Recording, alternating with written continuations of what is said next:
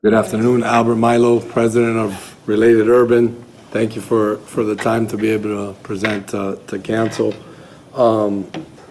As Nicole said, I just want to, update the council on the project and the progress that we've made to date and what the request is for a simple modification of the phasing and timing plan. How do I? So quickly, as you know, many of you know, this is a public-private partnership between our company, the City of Tampa, and some of our local partners, Tampa Housing Authority, the West Tampa CDC, Tampa CDC, Ducon Construction, who you heard from earlier, and some of our other partners here that are on the screen. The project parcels, on Rome Yards is basically two parcels, what I would refer to as the north parcel and the south parcel. And what we're here today to talk about is just inverting the phasing plan, because in our due diligence and our work with that, the north parcel actually has some environmental challenges and infrastructure challenges. And so that's the reason why we want to invert the phasing plan from the southern parcel and actually start on the northern parcel.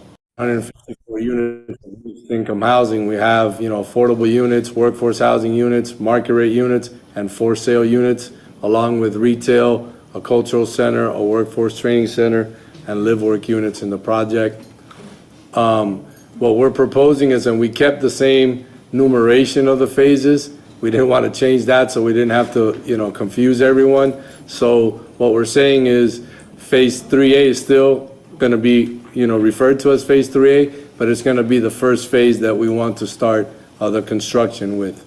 So you see the location of the phase there, where it's at. It's right between those dotted black lines are all of the major infrastructure components that run through that site. So we had to configure our building and our parking garage to make sure that we weren't in conflict with any of that infrastructure. As you see, full mixed income, we have affordable workforce market rate units.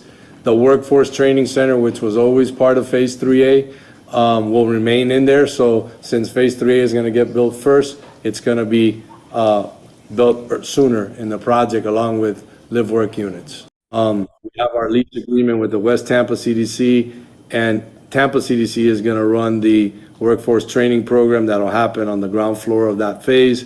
We have our agreement with Ducon Construction. You heard from them earlier. They're going to be working on the Section 3 component to make sure that we have those right Section 3 subs. But in addition to that, they are going to be the general contractor of record for a component of the site, the home ownership component. The first phase, 3A, is already in design development level, and we've got our insurance approvals from the City of Tampa. That, along the portion of the site that faces the single-family homes. Here are some of the different amenities that are part of our, the different developments that we do, so give you a little bit of an idea of the different components that we're going to include in the redevelopment. Here's actually a picture of, as part of the development, we were in our agreement, we're supposed to do and work with the city on the extension of the Riverwalk. Some of the community benefits, was mentioned earlier that we do have a community benefits agreement. Again, I talked about it earlier. We have an agreement to do the workforce training with the two CDCs of Tampa. We actually have a 40% local hiring commitment and a 40% minority contracting commitment in our LDA. So it's a little bit more robust than some of the dialogue that was I heard earlier here in the chambers. We are going to be creating micro retail. Just to give small businesses a lot of opportunities to start there. And we also have in our community benefits agreement the requirement to set aside retail rates at a 10% discount. All of that's in our agreement. Nothing is being changed on that. Again, some of the economic benefits of the deal, as I mentioned, 954 units in the West Tampa area, 30,000 square feet of retail, 24,000 square feet of community space.